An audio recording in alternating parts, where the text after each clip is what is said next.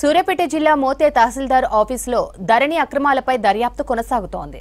Pahani tampering వ్యవహారంలో ఇప్పటికే 21 మందిని అరెస్టు చేసి రిమాండ్కు తరలించారు. అక్రమ రిజిస్ట్రేషన్ చేసిన విషయంలో తహసీల్దార్ సంఘమిత్రను ఇప్పటికే సూర్యాపేట కలెక్టర్ సస్పెండ్ చేశారు.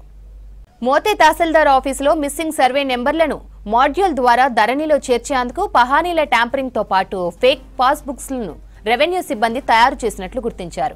సుమారు 11 మంది రైతులకు చెందిన 27 ఎకరాలకు సర్వే నెంబర్ల వారీగా పహానీలు రూపొందించారు. తహసీల్దార్ ఆర్ఐ వెరిఫై చేసి లాగిన్ కు పంపించగా నకిలీ పహానీలను గుర్తించిన కలెక్టర్ విచారణ కోసం సూర్యాపేట ఆర్డీఓను ఆదేశించారు. ఆర్డీఓ విచారణలో తహసీల్దార్తో పాటు 11 మంది రైతుల ప్రమేయం ఉన్నట్లు గుర్తించి పోలీసులకు కంప్లైంట్ చేశారు. రెవెన్యూ అధికారుల కంప్లైంట్తో తహసీల్దార్ 2 ఆర్ఐలతో సహా 21 మందిని అరెస్టు చేసి కోర్టులో హాజరుపరిచారు.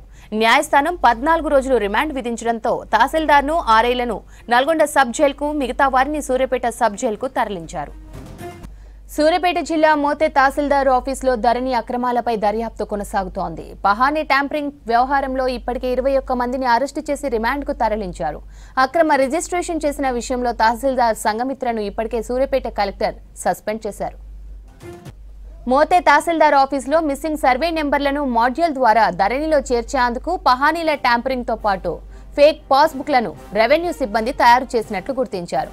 సుమారు 11 మంది రైతులకు చెందిన 27 ఎకరాలకు సర్వే నెంబర్ల వారీగా పహానీలు రూపొందించారు. తహసీల్దార్ ఆర్ఐ వెరిఫై చేసి లాగిన్ కు పంపించగా నకిలీ పహానీలను గుర్తించిన కలెక్టర్ విచారణ కోసం సూర్యాపేట ఆర్డీఓను ఆదేశించారు. ఆర్డీఓ విచారణలో తహసీల్దార్తో పాటు 11 మంది రైతుల ప్రమేయం ఉన్నట్లు గుర్తించి పోలీసులకు కంప్లైంట్ చేశారు. రెవెన్యూ అధికారుల కంప్లైంట్తో తహసీల్దార్ 2 ఆర్ఐలతో సహా 21 మందిని అరెస్టు చేసి కోర్టులో హాజరుపరిచారు. న్యాయస్థానం 14 రోజుల రిమాండ్ విధించడంతో తహసీల్దార్ను, ఆర్ఐలను నల్గొండ సబ్ జైలుకు, మిగతా వారిని సూర్యాపేట సబ్ జైలుకు తరలించారు.